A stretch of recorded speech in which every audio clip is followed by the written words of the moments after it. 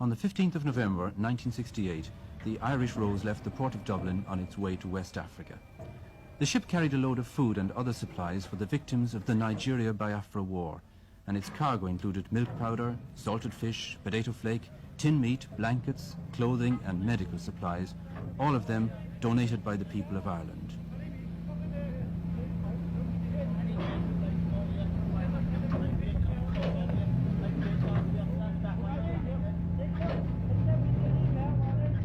The Irish Rose was the third shipload of supplies sent out of Ireland in the last few months through the agency of the joint Biafra famine appeal.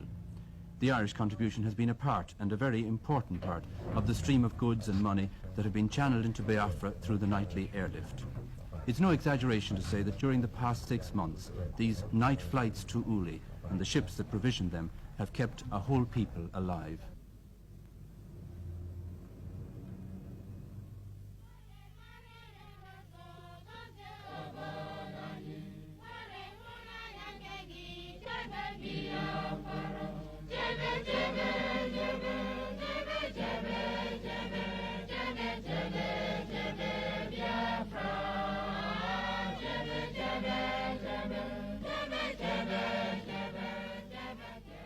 On the 30th of May 1967, the independence of the Republic of Biafra was declared. I won't say that a new country was added to the map, since few map makers thought it worth their while bothering with the country which seemed certainly doomed to early annihilation.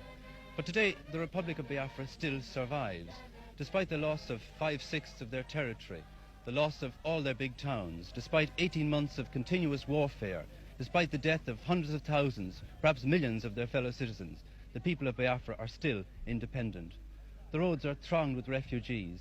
Hunger and poverty are everywhere. One thing alone remains undiminished: the sheer naked will to survive.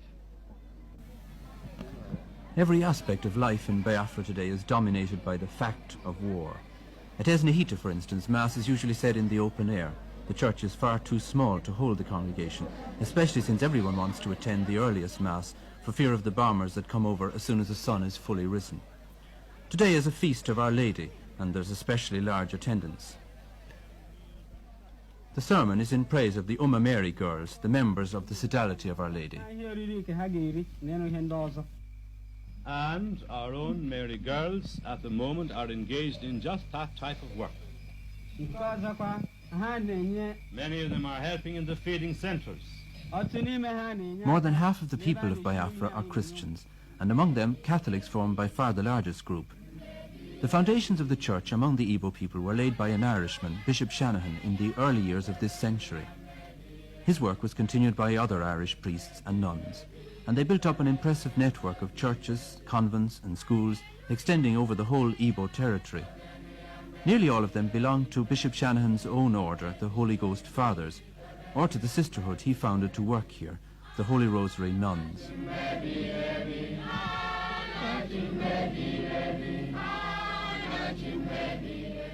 The outbreak of the war brought many problems for the missionaries.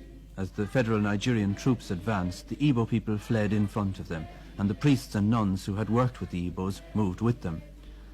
Some of these displaced missionaries have since returned home, but enough have remained to ensure that all the missions and convents in Biafran-held territory are fully staffed. The emphasis of their work has changed greatly, however, and with all their schools and colleges closed, they find that most of their time is spent in bringing relief to the sick and hungry among their people.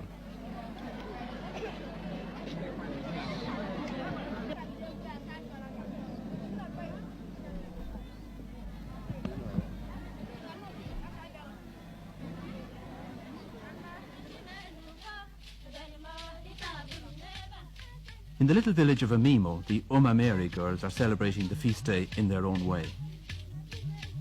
Since the fall of the town of Owerri, Amimo has become the centre of administration for what is left of the Owerri diocese. Bishop Joseph Whelan, the Bishop of Owerri, moved here after the capture of the city in September, and he was joined here a few days later by the nuns from the Holy Rosary Hospital at Emekuku. Well, I felt very happy that the nuns took the same decision that we did. They decided that it was their place to stay with the people. And even when they evacuated Emekuku Hospital, which was their first foundation in Owerri, and we called it the mother of all the churches, when they evacuated their big hospital, they came down here to Amimo, and 6 have actually remained on, 2 of whom are sister doctors. And they usefully put down their time now looking after the sick, visiting the bush, visiting the camps. What effect has the war had on your relationship with the people here? I understand at the beginning of the war that things were rather unpleasant for the missionaries. They were unpleasant because all white men were identified with Britain, and Britain was the enemy. But people soon began to see that we, the missionaries, were staying with our people, that we were anxious to help them, that we were a consolation to them. So they welcome us now, as you can see here today.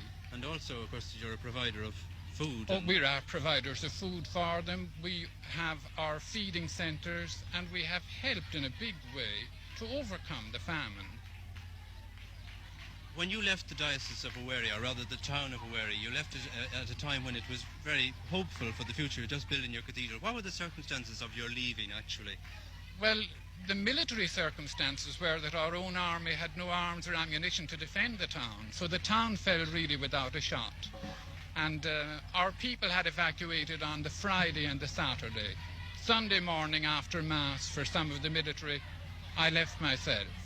And that was one of the saddest experiences of my life, because for 20 years I have been bishop here and built up the diocese, built up a cathedral, a whole education centre, a whole centre of administration. Then in one day it's all lost. One of the few things salvaged from the fall of Owerri was this machine for making altar breads.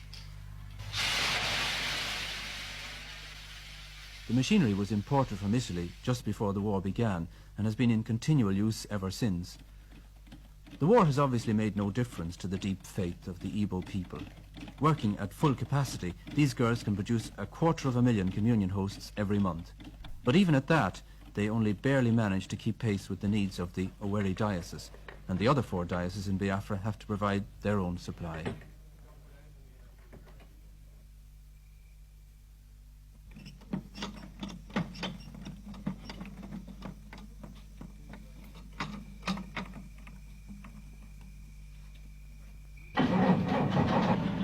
The nuns from Emakuku Hospital are now living in a small house at Amimo that was once a teacher's residence. From here, the sister doctors set out each day to visit the refugee camps in the neighbourhood. In the last year, the population of Amimo has jumped from 12,000 to more than double that number, as the refugees have continued to flood into the district. The sisters, who are refugees themselves, can sympathise with their plight. Do you remember much of the journey? Was there tremendous congestion on the road? Well, for 2 days before we left Emakuku, the refugees were on the road day and night. Cars were absolutely whizzing past all night. Then most of the refugees were travelled by foot, as they say, or on bicycles, and it was usually a man wheeling the bicycle and a baby on the back, or the mother on the back with a baby on her lap and a baby on her back, and then another baby on the handlebars, and they usually had a goat or 2 attached to the back of the bicycle. And that was a steady stream all along. It was just pathetic. Even some of the mothers just couldn't take the whole of their families and lost some of the children on the way, because there was a lot of bombing these few days, you see. And they would be walking along the road, and the next thing the jet would come overhead, and everybody ran for bush, and in the scurry they often lost their children. And we got 2 of children that were just left behind like that on our way to Amimo. And you took them here and We kept took them here, as Father, orphans? and kept them for a while. We haven't got a hospital here now, we just do bush work. But we kept them for a while because we have a few beds in the boys' school. We keep bad patients. And when these children got a bit better, we moved them to Amibo Hospital. So you've been completely uprooted from your hospital and you've had to adjust to a Absolutely, new Father. kind of life. What are you doing here Absolutely. in Amimo? Well, we had to form our policy when we came to Amimo, you see, because there were 6 of us, and we had been used to a very well-run hospital. We had a training school for general nurses and for midwives. And after much consultation with parish priests and the bishop and the welfare officers belonging to government, we decided that we would go in for social work and, village visitation in a big way. So we decided that we would first do this area of Mimo, which comprises of 5 villages, and each village has about 7 compounds, you see. And in each of these compounds there are, well, anything between 600 and 1,000 people. So we decided that we would see everybody in each compound, whole families together.